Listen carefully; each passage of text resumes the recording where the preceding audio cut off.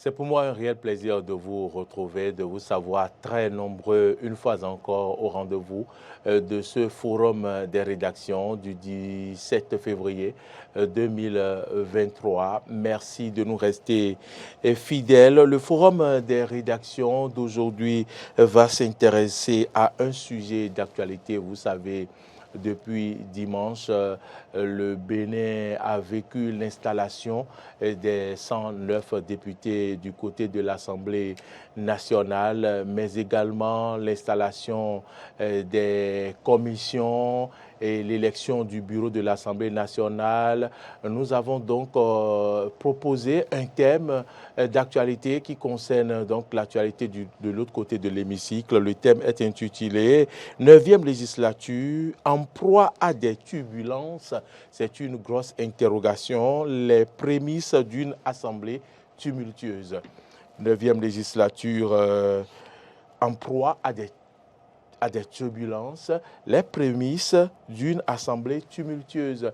Et puis les débatteurs sont déjà dans ce studio. Nous allons donc parler du film de la semaine en ce qui concerne tout ce qui s'est passé à l'Assemblée générale, à l'Assemblée nationale, avec les analyses de mes débatteurs. Vous serez mieux édifiés, vous serez mieux informés et vous connaîtrez les différentes positions qui seront prises sur ce plateau. Madame, Messieurs, voilà le décor planté. J'observe une courte pause avant de vous présenter les débatteurs.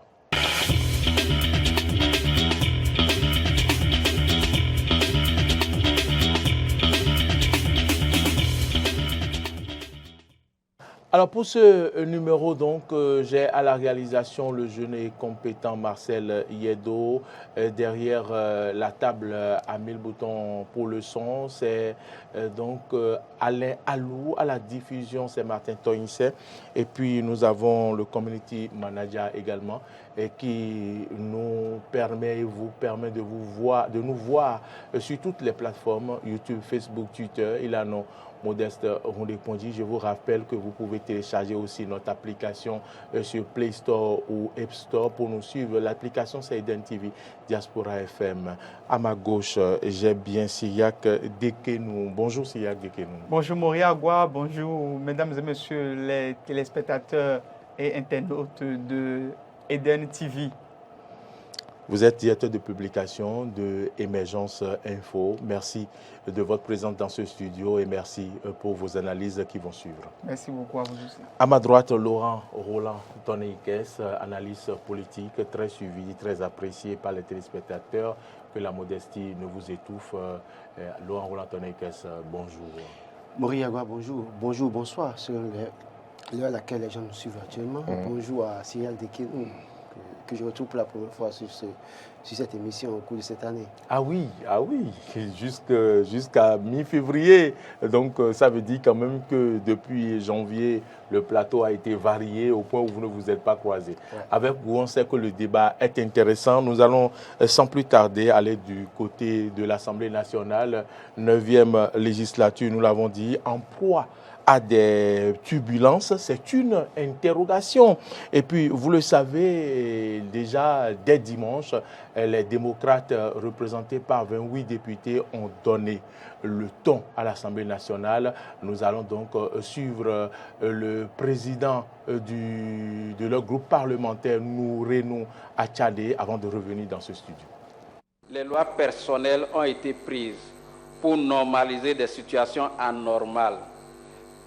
J'en veux pour preuve le code du numérique, le code de procédure pénale, le droit de grève, la création de la criette, la loi sur l'embauche, la loi sur la décentralisation, le code électoral, la constitution révisée et j'en oublie volontiers. Désormais, il faut lever davantage la voix pour clamer haut et fort le mal auquel le peuple est soumis. Ici, c'est le lieu idéal pour œuvrer à corriger le tir. C'est plus que jamais, chers camarades, le moment de jouer le rôle d'élu du peuple qui est le nôtre pour enrayer de notre pays les pratiques malsaines, privatives de liberté et de démocratie. Très tôt donc, le président du groupe parlementaire Les Démocrates, Nouré Achadé, a donné le ton. Les démocrates ne sont pas venus à l'Assemblée nationale pour faire plaisir, ou du moins pour les beaux yeux de quelqu'un. Et vous l'avez suivi, et donc je m'adresse à vous en premier, Cyriaque Dekénou. N'est-ce pas véritablement une 9e législature en proie à des turbulences dès ce ton donné? Bon, je ne peux pas dire quand même que cette 9e législature serait en proie à des turbulences, mais je pense quand même que nous aurons certainement une 9e législature et ou bien ça dit un parlement au sein duquel tout ce qui sera fait sera connu du peuple d'une façon ou d'une autre. Vous voyez, lorsque ça n'arrange pas un camp, le camp viendra certainement pour dénoncer. Et c'est ça aussi le débat démocratique. Et c'est ça d'ailleurs ce que tout le peuple béninois avait souhaité, qu'il y ait au moins une présence d'une voix discordante au niveau de l'Assemblée. Pas une voix forcément qui peint tout en noir ou bien qui passe le temps à critiquer le régime en place. Non, mais tout au moins des voix discordantes qui amènent sans doute la majorité ou bien l'exécutif à mieux agir et à mieux travailler. C'est vrai qu'il y a des choses qui se sont passées pas plus tard que le jeudi dernier, lors de l'installation des commissions. C'était hier. Lors de l'installation des différentes commissions parlementaires, on a pu remarquer combien de fois cela s'est passé dans une certaine cacophonie, cela s'est passé quand même, disons, avec assez de discorde au point où l'opposition aujourd'hui n'est pas représentée au sein des différentes commissions parlementaires qu'il y a. Donc, c'est déjà des situations qui montrent combien de fois la moindre erreur sera quand même, disons, révélée au grand jour, sera quand même dénoncée.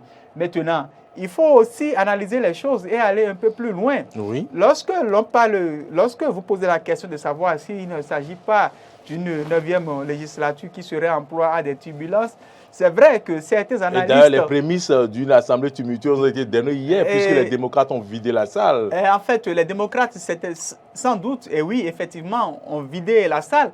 Mais ne regardons pas seulement du côté des démocrates, puisque même pour pouvoir installer les différentes commissions, les membres de ces différentes commissions, les responsables de ces différentes commissions, que ce soit au sein du bloc républicain ou au sein de l'UPR, ça n'a pas été facile. Vous imaginez pour des gens qui ont été convoqués à 10 heures, que c'est finalement à 23 heures qu'ils ont fini. Donc le problème ne sera pas que simplement un problème quand même, disons, démocrate contre la mouvance, non. Ce sera aussi un problème de la façon dont l'on parviendra aussi à canaliser quand même ceux-là qui sont des députés au sein des différents parlements, c'est-à-dire au sein des différentes commissions. Oui. Puisque déjà au sein du bloc républicain, nous avons appris que c'est parce qu'il y avait mésentente la dernière fois que la session a été reportée. Parce que d'autres ne supportaient pas que ça soit toujours des gens d'une certaine région qui contrôlent pratiquement tout. Et ça a été quand même, disons, une certaine discorde entre eux. Ça a été reporté, ils étaient revenus. Et pourtant, rien que pour des postes de secrétaire, je vous dis, rien que pour des postes de secrétaire de groupe parlementaire, rien que pour des postes de rapporteur de commission, ça n'a pas été du tout facile.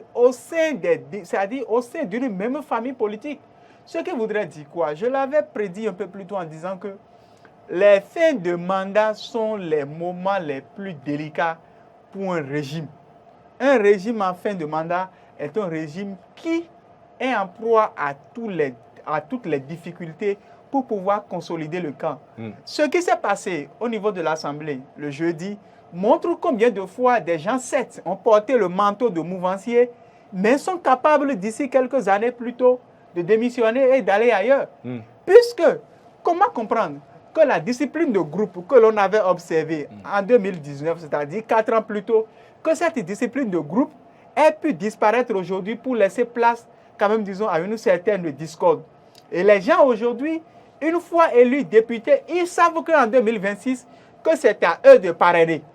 Et que quelle que soit la situation, l'existence au moins en face d'une formation politique d'opposition qu'on appelle les démocrates leur garantit déjà la chance que si demain ils ne sont pas sûrs d'être repositionnés. Que si demain, ils ne sont pas sûrs quand même, disons, de ce qu'ils seront appréciés dans les actes qu'ils posent, qu'ils iront de l'autre côté.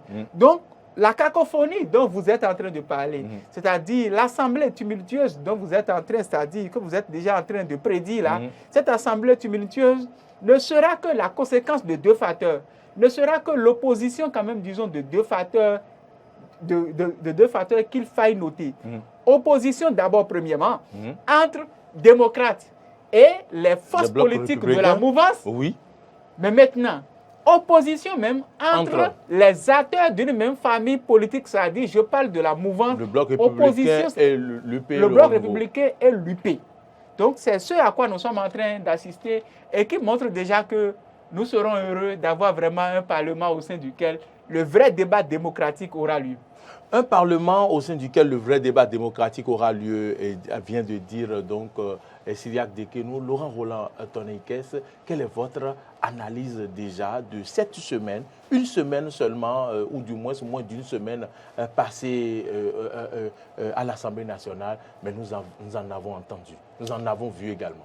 Je crois que le bloc républicain avait déjà annoncé les couleurs en saisissant la Cour constitutionnelle, notamment sur les fraudes électorales, bien évidemment. Parce qu'au moment où le parti, les démocrates, relevaient certaines insuffisances liées aux élections, tout le monde, en tout cas ceux qui sont acquis à la cause du pouvoir, pensaient qu'ils étaient en train d'exagérer.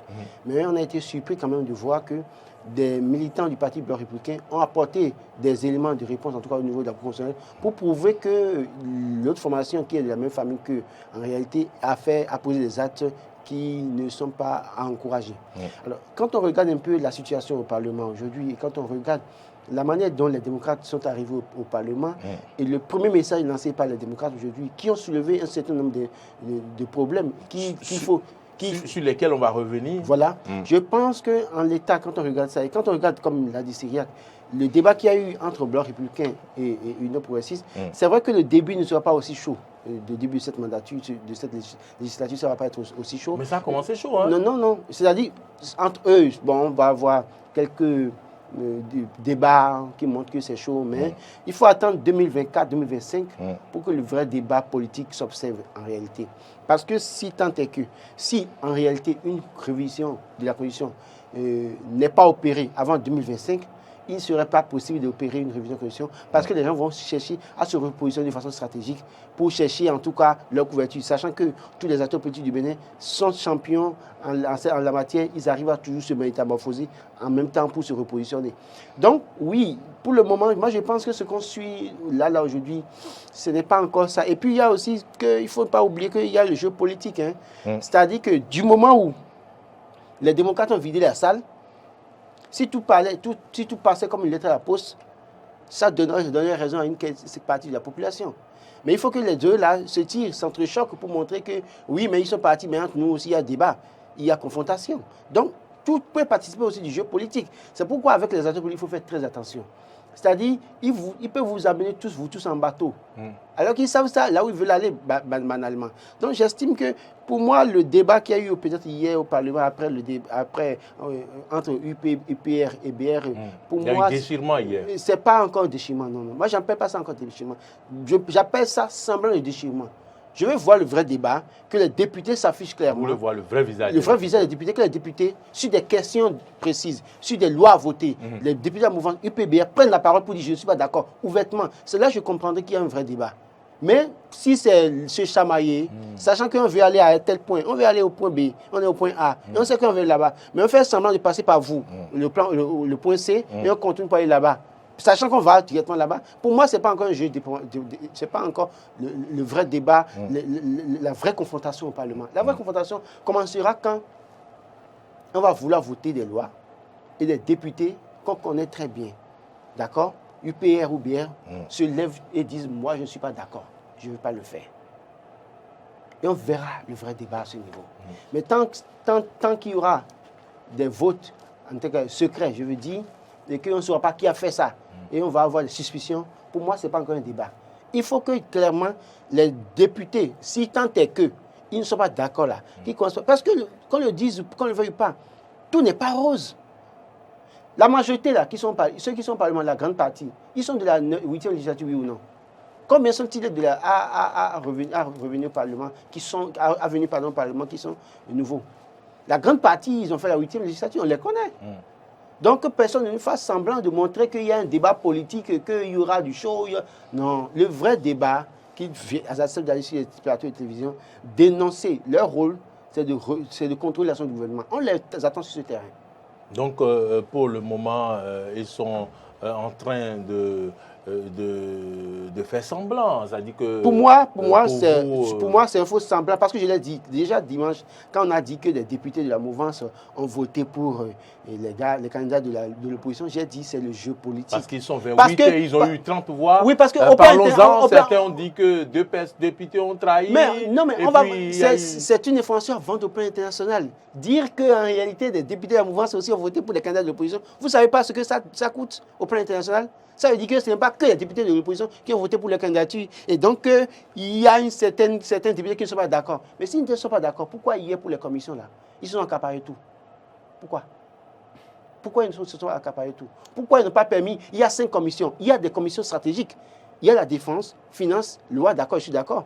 Mais il y a la commission de l'éducation quand même qui n'est pas... Du plan même. Je parle même de l'éducation. C'est... Quand on parle d'éducation, c'est toute la nation qui est concernée. C'est vrai que les autres commissions, c'est toute la nation. Mais au moins, pourquoi ils ne peuvent même pas donner au moins la commission de l'éducation à l'opposition? Il faut aussi faire les choses de façon intelligente, parfois. Moi, j'estime qu'il y a un début pour nous montrer que oui, on est dans le jeu. Et après, on vous traîne en bateau et puis on vous dribble. Moi, je pense que c'est ça. Si les députés de la mouvance sont clairement contre la manière dont les choses se passent, je crois qu'à partir de 2023, maintenant, on verra qui est qui, on saura qui est qui. Il ne faut pas qu'ils attendent 2025 pour se repositionner si entre-temps, il n'y a pas révision pour permettre à quelqu'un de revenir. Et qu'on sache qui est qui en même temps. C'est de ça qu'il est question. Sachant déjà qui est qui en même temps, on sait qui sont les démocrates, les députés démocrates, puisque hier, donc, ils ont vidé les lieux. Cyriaque Dekénou, ils sont sortis de cette salle. Est-ce que c'était la meilleure posture à adopter selon vous? Non, mais je pense qu'il faut d'abord quand même faire comprendre à notre téléspectateur un certain nombre de faits. Vous savez, allez-y, c'est pour ça que nous sommes là. Aucune disposition légale n'oblige quand même, disons, à ce que une commission soit attribuée à la minorité. Ce qui n'est pas forcément le cas au niveau de la composition du bureau de l'Assemblée nationale. Mais je pense aussi très bien que c'est une pratique, disons même jurisprudentielle, je dirais, c'est-à-dire c'est une pratique démocratique que de permettre à ce que la minorité puisse au moins diriger une commission. Et je pense que depuis 1990, c'est ce que ça a toujours été. C'est-à-dire, on permet au moins au regard... Ce qu'on peut qualifier de bon sens. Oui, en fait, ce qu'on peut qualifier quand même, disons, de relation quand même, disons, de collaboration politique, que l'on soit mouvancier ou bien, c'est-à-dire opposant. Mais ce qui s'est passé hier, je pense que ça doit être une première en ce sens où l'opposition qui s'attendait, c'est-à-dire à ce qu'une commission lui soit attribuée, cette opposition n'a eu que des postes de secrétaire au niveau de, c'est-à-dire n'a eu que des postes de secrétaire, je pense, au niveau de toutes les commissions. Ce qu'eux, ils n'ont pas accepté. Mais partons d'un fait, c'est que cette opposition, elle s'est fait peut-être dribbler. Dribbler par le fait qu'on s'étonnait déjà dimanche dernier, dimanche 12 dernier, on s'étonnait déjà du fait que ça soit le poste de deuxième vice-président de l'Assemblée nationale qui soit attribué aux démocrates.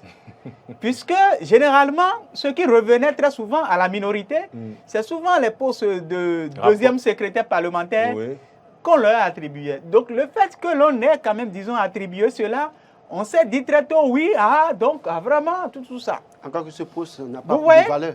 Vous voyez, donc en réalité, ils se sont en quelque sorte laissés peut-être berner par, disons, cette opportunité qui leur a été offerte, qui sans doute, ma foi, n'est quand même, disons, qu'une possibilité ou bien qu'une offre communicative. Puisque, que ça soit au niveau des médias, que ça soit quand même, disons, à l'international, un peu partout, ce que nous retenons aujourd'hui, c'est que le deuxième vice-président de l'Assemblée nationale est de l'opposition, est d'une formation politique qu'on appelle les démocrates. Vous imaginez, c'est prestigieux, c'est honorifique.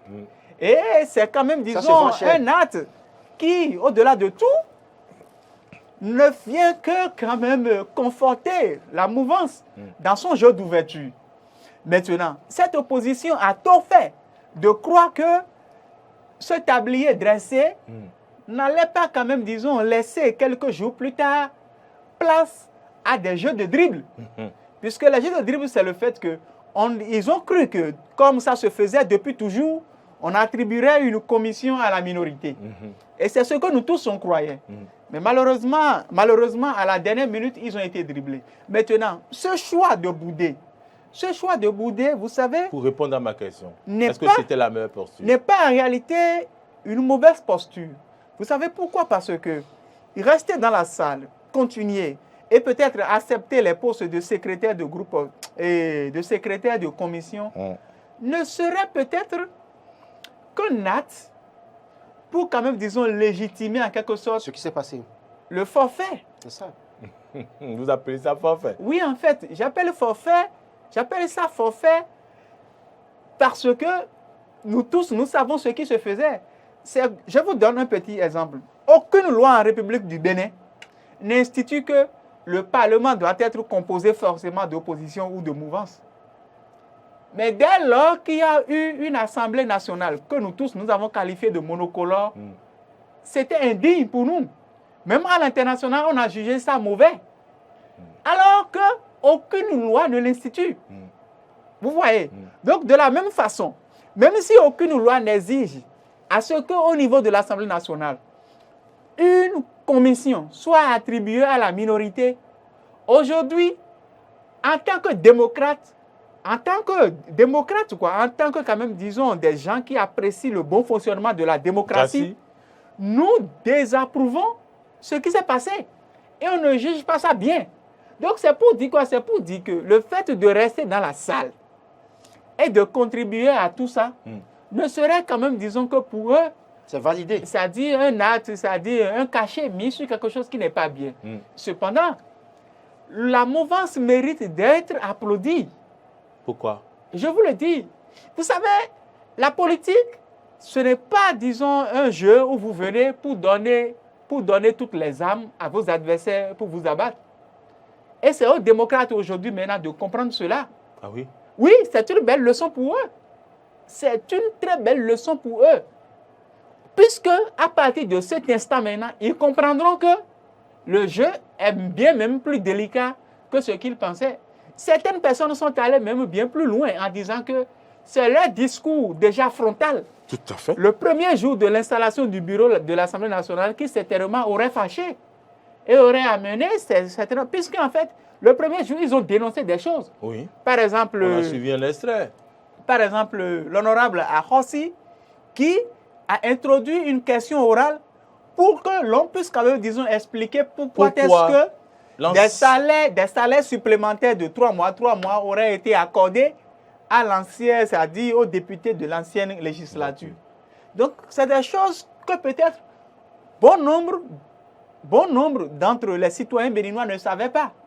Mais à cause de leur présence, maintenant, tout le monde sait qu'il y a eu une loi qui aurait été votée et que des députés qui ne sont même plus en exercice aujourd'hui pourraient percevoir quand même, disons, quelque chose. Donc, lorsque vous tenez déjà des discours comme ça, le premier jour, dès l'installation de l'Assemblée, soyez sûr que les autres aussi ne vous feront plus cadeau. Puisque vous êtes en train de mettre en péril un certain nombre d'avantages qui leur auraient été attribués.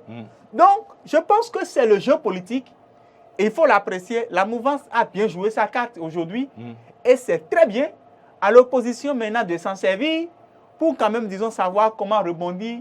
Quitte à même commencer déjà par mobiliser des gens dans le camp de la mouvance pour créer quand même, disons, des défections.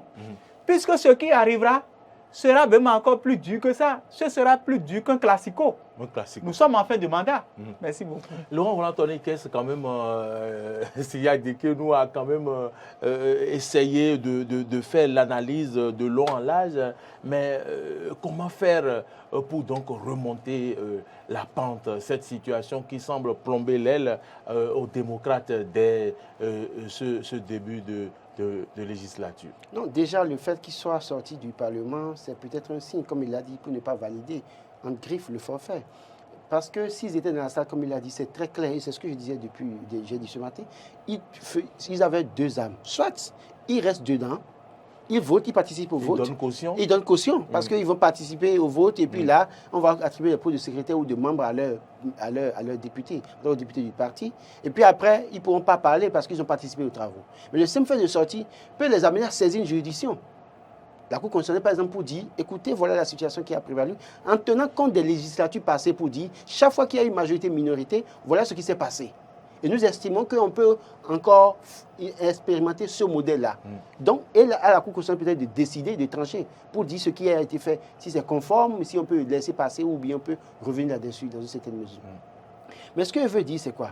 C'est-à-dire, ce n'est pas parce que les députés de l'opposition venaient au Parlement en dénonçant un certain nombre de choses qu'il faut maintenant penser que les autres doivent tout partager et ne pas leur attribuer ne serait-ce que le minimum avec le bon sens. Moi, j'estime que, clairement, il y a peut-être une erreur de stratégie de la part de la mouvance.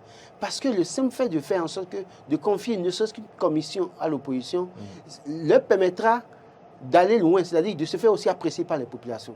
Mais quand vous prenez tout de go, les populations vous observent. On sait que les démocrates n'ont pas la majorité. Et on sait que tout ce qui va se passer à l'Assemblée nationale, qu'on ne le veuille pas, ça va circuler comme une lettre à la poste, si les députés de la mouvance le veulent, bien évidemment. À moins qu'après, on veuille dire, bon, des gens vont voter contre ou bien faire abstention, 2 ou 3 voix abstention, ou 2 contre, et après, et on sait que la majorité, ils sont 17, vont voter pour que ça passe, et puis on va montrer que c'est le jeu politique. Mais en l'état, j'estime qu'il faut faire très attention. Quand il parle, par exemple, de Arros, qui est le deuxième vice-président de l'Assemblée, je l'ai dit, le deuxième vice-président fait quoi? Quand le premier vice-président est empêché, le président est empêché, le premier vice-président prend. D'accord? Quand le premier vice-président est empêché, c'est là que le deuxième vice-président intervient. Cela suppose que quoi? La probabilité pour que les deux premiers soient empêchés pour qu'ils viennent là est très faible. Donc, il n'a pas de pouvoir.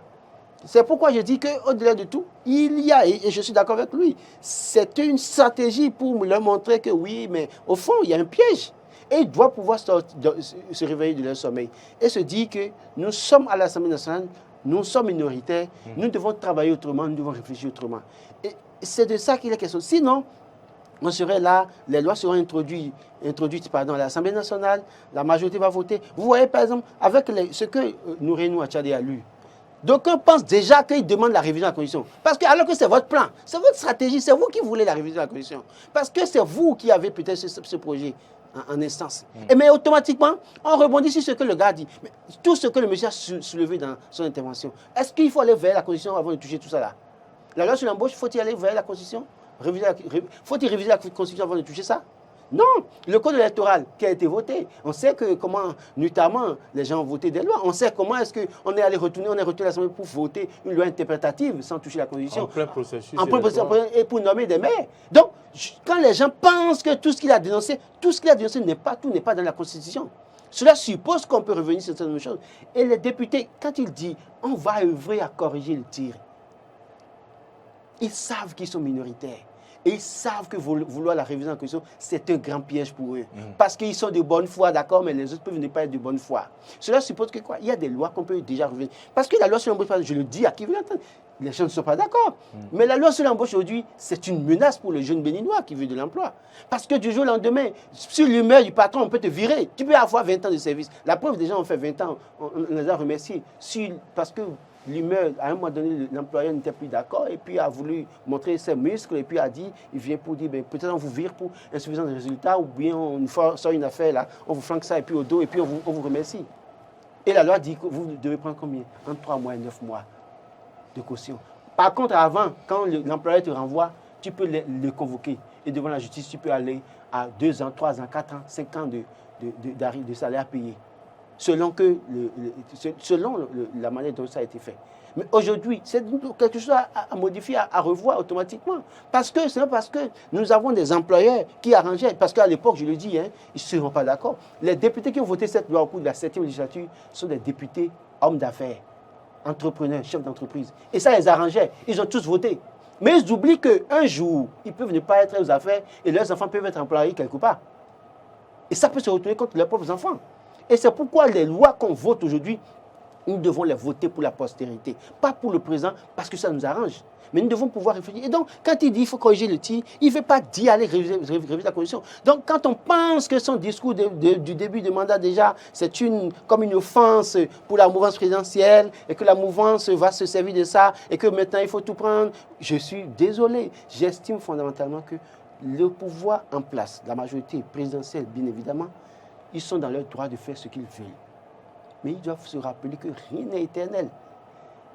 Ce groupe a voté des lois entre 1991 et 1996 en refusant d'attribuer la gestion des marchés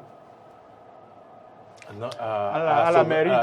À la mairie. Il est devenu maire de la ville de Cotonou. Il a réclamé. Vous vous rappelez de cette affaire? Oui. Des lois ont été votées sous Kérékou. Les mêmes qui ont voté ces lois sous Kérékou sont revenus demander des choses à Boniaï. Des choses ont été faites sous Boniaï. Aujourd'hui, les gens sont en train de réclamer ça sous Boniaï et sous Patrice Talon. C'est de la même manière que des lois qui sont votées aujourd'hui peuvent être des éléments de revendication pour ceux qui sont au pouvoir maintenant, qui se croient tout plus forts. Donc, je crois qu'il y a tellement de choses à corriger. Il y a des choses à revoir. Pas parce qu'on est contre la mouvance, pas parce qu'on est de la mouvance, mais qu'on regarde la vérité en face, qu'on soit objectif dans tout ce que nous faisons. Vouloir s'accaparer de tout, c'est bien et c'est beau. C'est bon, ça rend heureux les gens, ça rend joyeux les gens, parce qu'ils ont leur profit dedans. Ils vont émarger dans les commissions, ils auront de l'argent, ils vont changer leur statut. Tout ça, c'est très beau. Mais rien n'est éternel. Rien n'est éternel. D'aucuns pensent que les démocrates sont déjà très agités au début de cette législature. D'ailleurs, certains ont déjà interprété autrement leur discours le dimanche 12 février à l'Assemblée nationale. Je voudrais nommer Dakwé Sossou qui, de leur discours, a compris un message. Je vous invite à suivre son interprétation avant qu'on en parle.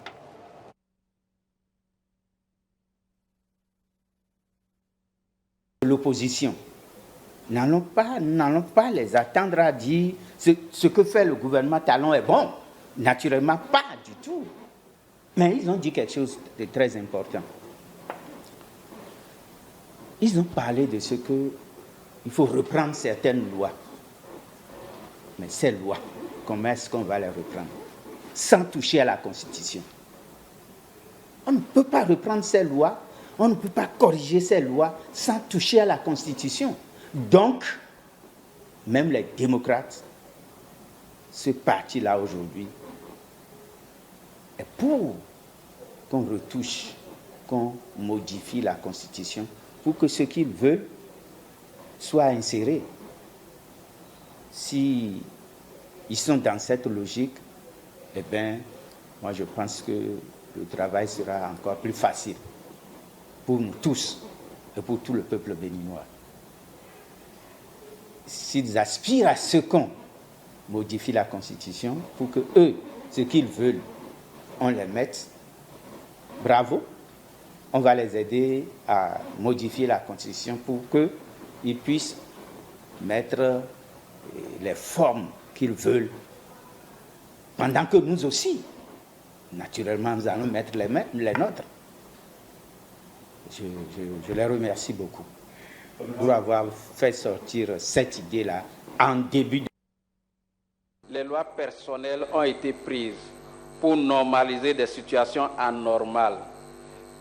J'en veux pour preuve le code du numérique, le code de procédure pénale, le droit de grève, la création de la criette, la loi sur l'embauche, la loi sur la décentralisation, le code électoral, la constitution révisée, et j'en oublie volontiers.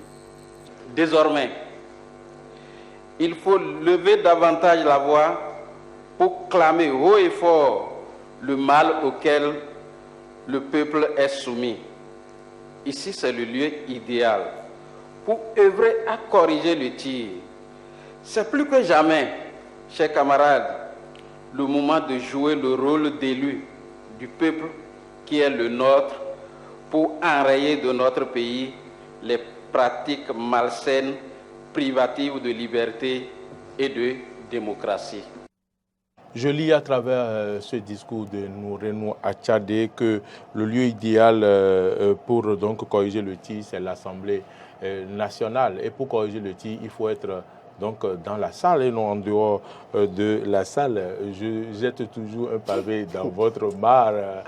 Mais pour revenir à ce discours que nous avons suivi, qu'avez-vous compris? Est-ce que vous êtes d'accord avec l'honorable Dankwa Soussou? Non, vous savez, en réalité, il ne faut pas perdre de vue un certain nombre de choses. Le Parlement, ce n'est pas un endroit où l'on vient pour jouer. Et l'on ne vient pas au niveau du Parlement parce que l'on est frère et soeur. Donc, en fait, on se doit du respect mutuel. Copine. Non. Il n'y a pas de copinage là. Donc, dans les moindres détails, l'on doit être en mesure de scruter tout ce qui se fait et tout ce qui se dit. Et tout ce qui se défait. Vous comprenez? Parce qu'on dit souvent que l'Assemblée, que c'est le haut lieu de la politique. Absolument. Donc, nous sommes venus là en challenger. Si vous commettez l'erreur, c'est vous qui deviendrez demain les opposants et on va vous abattre. Très bien. Puisque ceux qui sont opposants aujourd'hui et qui dénoncent des choses aspirent à gouverner. Et ceux qui sont là aujourd'hui et qui gouvernent ne veulent pas laisser leur place à ceux qui veulent de leur position. Donc c'est un jeu. Et je pense que je dois relever d'abord sur le cas de Noureno Achadé quelques erreurs de communication. En tant que spécialiste. Il faut y aller parce qu'au cas par cas. D'abord, pourquoi? Parce que lorsqu'il le dit, lorsqu'il parle, lorsqu'il retrace tout ce qui a été mal fait, il ne faut pas oublier un certain nombre de faits. C'est-à-dire que c'est sur cette constitution révisée-là qu'aujourd'hui, cette élection législative a eu lieu. Puisqu'il y a la discrimination positive qui a été instituée déjà dans cette constitution-là. Vous voyez? OK. Le droit de grève, elle est inscrite dans cette constitution révisée.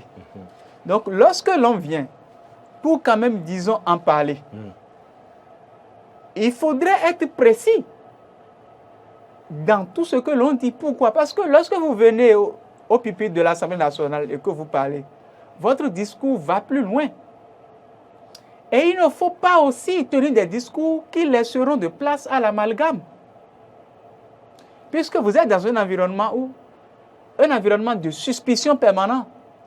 On vous soupçonne de ce que vous n'avez pas fait et on croit que vous avez fait aujourd'hui ce que peut-être vous avez eu à faire hier. Donc c'est un environnement de suspicion permanente. Donc là-dessus, j'invite l'opposition à savoir désormais comment tenir chacun de ces discours. Puisque je ne crois pas, et c'est là où je suis maintenant en train de chuter pour venir au cas de Dankwa Soussou, que cette opposition en l'état, où elle sait déjà qu'elle est minoritaire, qu'elle souhaite une révision de la Constitution. Mais lorsque vous tenez mal les discours, lorsque les mots que vous utilisez ne sont pas utilisés au moment adéquat, les gens sont en droit de vous prêter des intentions. Les gens sont en droit de vous prêter des intentions. Donc on ne peut pas, quand même, disons, accuser ceux qui interprètent ça à leur façon. Mais maintenant, soyons lucides. Et revenons maintenant au cas de Dankwa Soussou. Soyons alors lucides maintenant. Dankwa Soussou est venu. Est-ce que c'est à lui que revient ce rôle d'interpréter ce que les autres disent? Non, je ne pense pas. Parce qu'il a dit ceci, que les démocrates souhaitent la révision de certaines lois. Aspirent à la révision de certaines lois. Et que pour réviser ces lois, il faille toucher la Constitution. Mais il ne faut pas oublier un fait. C'est le fait que même si nous sommes en politique et que vous êtes en droit d'utiliser les propos des autres contre eux pour les abattre, que Dankwa Soussou est la personnalité politique la moins placée pour venir interpréter cela. Pourquoi? Puisque en 2015, je pense, déjà en 2014, fin 2014, c'est lui, Dankwa Soussou, qui a tenu le discours de 5 ans plus 7 ans. C'est après 2015. C'est après 2016. C'est après 2016. Eh oui, en fait, j'oubliais. Après 2016. Et, après l'élection du président Patrice Talon. C'est au 2018 qui C'était en 2018-2019 qu'il avait tenu ce discours-là. En parlant de 5 ans plus 7 ans que Patrice Talon ferait au pouvoir et que ça ferait 12 ans. Ce n'est pas... Et c'est un discours qui a desservi au régime. Puisque c'est à partir de son discours qu'il a tenu que des gens commençaient par se braquer pour dire, mais le monsieur là, donc alors il veut faire tant, il veut faire ci et ça. Et les suspicions ont commencé. Donc il ne faut pas que certains députés, à travers certains de leurs propos, qui ne doivent pas être tenus dans certains contextes donnés, rendent difficile la gestion de fin de mandat à Patrice Talon. Je vais un peu plus loin pour finir. Vous savez, en ce pays, puisque je parle en tant que journaliste spécialiste en communication, en ce pays, c'est le simple mot, le simple groupe de mots, après nous, c'est nous, qui a fait chuter la fin de mandat de Bori Yayi. Après nous, c'est nous.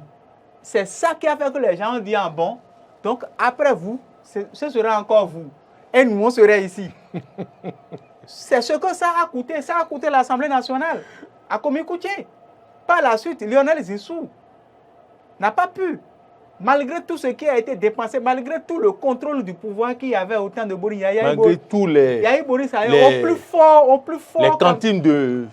Yayi Boni, au plus fort de sa gouvernance, n'a pas pu faire élire Lionel Zissou. Donc, lorsque vous êtes député de la mouvance et que c'est vous qui venez dans un contexte de fin de mandat, où vous savez que vous n'avez qu'un mandat de transition et que c'est vous qui venez tenir un discours pareil, c'est que vous êtes en train de compliquer la tâche à votre chef. Parce que vous connaissez le peuple béninois. C'est un peuple qui soupçonne toujours les régimes en fin de mandat. Et le jour où vous allez vouloir faire une révision de la Constitution, ce même peuple-là va se lever pour dire qu'ils veulent réviser pour rester au pouvoir, même si ce n'est pas ça. Et tout le monde sait que si ce n'est pas le type de parlement qu'on avait eu en 2019, que cette constitution, même si elle présentait des tas, la constitution de 90, elle présentait des tas, et qu'il fallait effectivement la réviser, que l'on n'aurait jamais pu la réviser. Donc, j'analyse tout cela simplement pour dire que d'accord, c'est bien, peut-être qu'il le dit, qu'il le fait en voulant plaire, mais qu'il n'oublie pas que... Peut-être qu'il est en mission. Mais qu'il n'oublie pas que ce type de discours, cette formule interprétative du discours des démocrates aurait plus de conséquences sur, quand même, disons, son groupe à lui, la mouvance, que sur l'opposition. Merci. D'accord. Alors, Laurent Tony, qu'est-ce que pensez-vous que Dakwé Soussou est en mission? Je crois que j'en ai abondamment parlé cette semaine, mais je crois que je reviens là-dessus pour dire oui. Pour moi, c'est comme s'il est en mission. Il a déjà annoncé les couleurs avant pour dire Talon fera 5 ans, plus 5 ans, plus 7 ans. Mais en mission, mais il ne sait pas que les démocrates allaient tenir un tel discours. Non, mais donc, il justement, n'aurait pas pu préparer ce qu'il a pu dire c'est une opportunité, à la caméra. C'est une opportunité pour lui d'abonder dans le même sens qu'il avait eu, en tout cas il y a quelques années plus tôt. Mais ce que je veux dire, c'est quoi? Parce que quand on suit le discours de Nouré Nouachadi et que tout de go, on dit qu'on veut réviser la Constitution et qu'il faut réviser la Constitution, je l'ai dit, je l'ai cité, les lois dont on parle, par exemple, est-ce qu'il faut aller vers la Constitution nécessairement avant de corriger ces lois? Non, on n'a pas besoin d'aller vers la Constitution avant de corriger ces lois. Et donc, j'estime que c'est comme si c'est un plan qui est déjà préparé et que c'est peut-être que c'est un plan qui est déjà, qu'on avait déjà préparé, et puis on veut profiter d'une situation ou d'une déclaration d'un député et qu'on veut profiter de la déclaration du député pour dire qu'il faut réviser la Constitution. J'estime fondamentalement que les gens doivent faire très attention. Ils doivent pouvoir éviter de penser que ce n'est pas la révision de la Constitution nécessairement qu'on va régler tous les problèmes. Encore que les démocrates sont minoritaires. Minoritaires ils peuvent rien si on révise la Constitution. Ils peuvent être de bonne foi. Parce que quand on parle de parrainage, aujourd'hui, ils sont des députés quand même, tout au moins. Ils ont 28 ce qui leur permet de parrainer un candidat en 2026, bien évidemment. Et donc, veulent-ils réellement? Mais tout au moins, les lois qui sont à corriger, on peut œuvrer à corriger tout au moins ces lois d'abord. Et après, s'il y a possibilité de revenir sur la Constitution, il a dit, si ce n'était pas que l'Assemblée que nous avons eue de 2019 à 2023, ce n'était pas des députés totalement acquis à cause du pouvoir en place, ce n'était pas évident que la révision de la Constitution soit opérée. Ce n'était pas du tout évident. Donc, je pense que fondamentalement aujourd'hui, les gens doivent faire attention et se dire, ce que nous disons là, quelle est la plus-value du peuple béninois dedans? Si on révise la Constitution en l'état aujourd'hui, ça va apporter quoi aux Béninois? On a révisé la Constitution notamment dans ce pays. Aujourd'hui là, ça a changé quoi fondamentalement? En dehors de ce qu'on a mis des dispositions qui corsent la vie aux opposants et qui traîne l'État, en tout cas, qui facilite la vie au pouvoir en place dans une certaine mesure. Il y a beaucoup de dispositions qui les arrangent, eux qui sont au pouvoir. N'eût été cette élection où les gens étaient obligés de se conformer à la réalité pour aller aux élections, pour avoir le verrou député, pour espérer aller aux élections en 2026 en parrainant un candidat, c'est que on va continuer à observer une certaine exclusion de l'opposition ou de certains courants politiques. Donc, je crois que l'un dans l'autre, le pouvoir, c'est bien. Mais le Bénin restera et les hommes passeront. Le pouvoir, c'est bien. D'accord, c'est celui qui prend la parole, qui vient interpréter, qui pense que tout de gauche, que les gens aspirent à la révision de la Constitution. Seul Dieu est le maître des temps et des circonstances. La révision peut être opérée, mais il ne va pas jouir de ça. C'est Dieu qui décide. Nous sommes en politique. Non, mais nous sommes en politique, mais c'est-à-dire, parfois, on oublie qu'il y a un pouvoir plus que soi. Nous sommes en politique, le divin est pour tous, mon frère. Oui, mais ce que je dis, c'est que il y a. S'il a beau faire son show pour dire qu'il peut espérer remplacer Boniaï, Patrice Talon pendant 2026, il est où? Il n'a plus de pouvoir législatif. Et je sais que ce pouvoir, s'il avait, il pouvait continuer à faire son chantage politique et se faire entendre. Mais là, il est out. Donc, lui-même, d'accord sur ce qui est là, tout peut arriver. Qu'il ne soit plus élu député en 2026, par exemple. D'ailleurs, même, c'est le maître à penser qui décide. Hein. Si on décide de ne pas le positionner en 2026, il fera quoi? Donc, il vaut mieux éviter certaines déclarations pour avoir contre soi le peuple. Parce que le peuple n'a pas besoin de ça maintenant. Le peuple a besoin des réformes qui améliorent les conditions de vie et de travail des citoyens. Mais on n'a pas les preuves que cette déclaration ne font pas plaisir au maître à penser. Non, le maître à penser nous a dit. Et c'est ça le véritable problème. Et à moins que le maître à penser vienne dire ici que ça lui plaît. Parce qu'il nous a dit qu'il est en train de finir son mandat, qu'en 2026 il va partir. C'est vrai qu'il nous avait annoncé qu'il se ferait à 5 ans. Malheureusement ou heureusement, il est encore là pour faire encore 5 ans. C'est pourquoi je dis, tous ceux qui disent qu'il faut faire la révision de la Constitution, je me pose la question de savoir quelles informations ont-ils eues. Et c'est pour ça aussi qu'il ne faut pas faire foi aux déclarations d'un acteur politique. Parce que celui qui est en train de faire son second mandat nous a annoncé qu'il fera un mandat. Et si un de ses soutiens vient nous dire que les autres appellent à réviser la Constitution et qu'ils vont insérer leur correction et qu'ils vont profiter pour insérer les leurs aussi, il faut vraiment faire attention. Attention, il faut faire très attention pour espérer que ce ne soit pas un piège, non seulement pour les démocrates, mais pour le peuple béninois en général. Je pense que nous n'allons pas quand même, disons, en rajouter à l'amalgame parce que cette déclaration de Dakwé Sossou, je pense que c'est une erreur de communication. Elle n'avait pas sa place et il faut faire l'effort, surtout lorsque vous êtes dans une position où on vous soupçonne de tout, d'éviter de tenir certaines déclarations qui viendront sans doute avilir davantage encore tout ce que... Oui, ça ne rend pas service à la mouvance, ça c'est clair. Dit, tout ce que, puisque en fait, cette déclaration en réalité ne rend aucun service à la mouvance. Oui. Les gens vont beau partager ça sur les réseaux sociaux pour faire croire que ça ne rend aucun service aujourd'hui. Oui, mais... Vous entamez une procédure de révision de la Constitution, vous aurez tout le peuple contre vous parce qu'on dira que le contexte n'est pas approprié. Ce n'est pas le peuple qui passe à l'Assemblée. Si aujourd'hui la mouvance décide de réviser la Constitution, que pourrait l'opposition? Ce n'est pas cette majorité. Écoutez, la mouvance décide de réviser la Constitution. Écoutez, s'il vous plaît, si la mouvance décide de réviser la Constitution, il leur faudra aller encore déboucher 7 députés dans le camp de l'opposition. Puisque calculez très bien, 109, faites les 109 là, multiplié par 4 divisé par 5.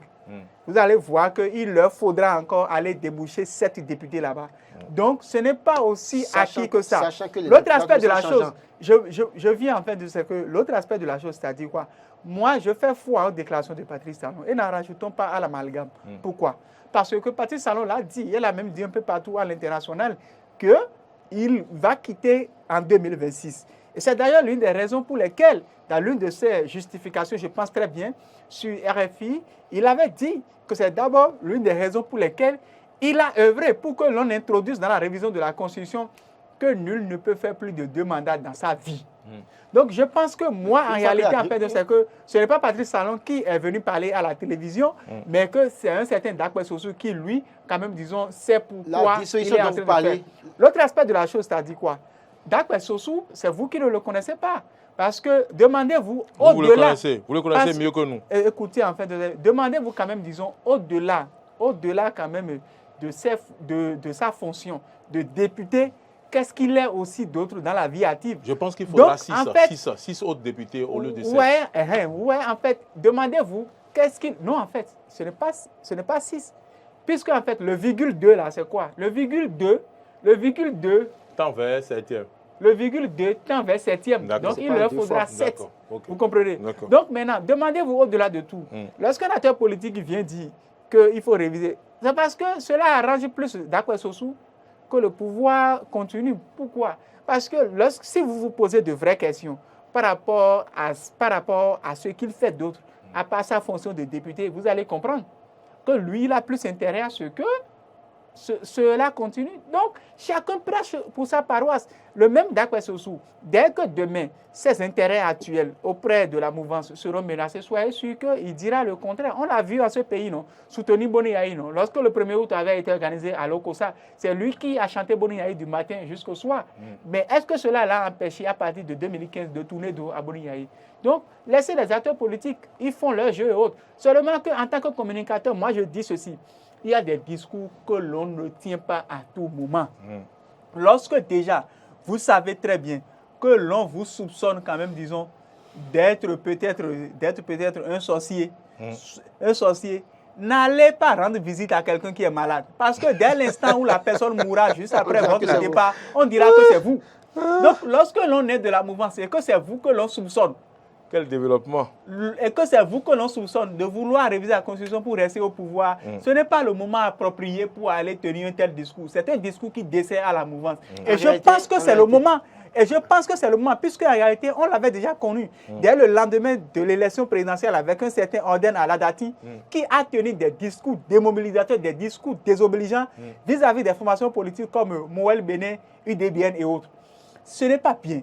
Il faut que la mouvance essaie un temps soit peu de s'organiser pour que les discours des uns et des autres soient des discours quadrillés qui ne vont pas à l'emporte-pièce. Je pense que fondamentalement, oui, vous avez raison de dire que c'est une erreur de communication. En tout cas, moi, je l'ai dit. 30 secondes, depuis que j'ai suivi, j'ai compris que Akwesossou allait très vite en besogne parce que les autres n'ont pas dit clairement révision de la Constitution. Mais je veux aussi préciser que les partis de la mouvance feraient mieux de commencer par rappeler à l'ordre de leurs militants pour savoir qui prend la parole, pour dire quoi et pour ne pas faire des bêtises. Mais c'était une occasion spéciale où ils pouvaient prendre la parole. Oui, mais justement, c'est-à-dire que dans le contenu, ou bien qu'ils aillent alors leur faire une formation en communication politique. J'ai fini. D'accord. Alors, donc, voilà, mesdames, messieurs, le temps est allé très vite. Nous sommes donc au terme de cette émission. Je sais que vous aussi, chez vous, vous n'avez pas vu le temps passer puisque nos analystes ont été très pointueux sur certaines questions. Et donc, je voudrais remercier tous ceux qui nous ont suivis. Nous avons reçu pour ce numéro, bien sûr, à ma gauche, Syriac Dekenou. Je ne sais pas si vous avez un petit mot de fin à placer. Non, je salue quand même au passage les téléspectateurs pour le sens élevé de fidélité qu'ils accordent à cette émission et que le bon Dieu nous garde.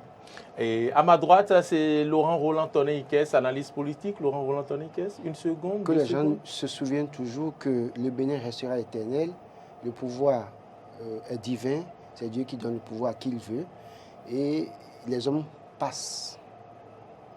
Cela dit, je n'ai plus rien à dire que de vous inviter à passer de très bons moments en notre compagnie.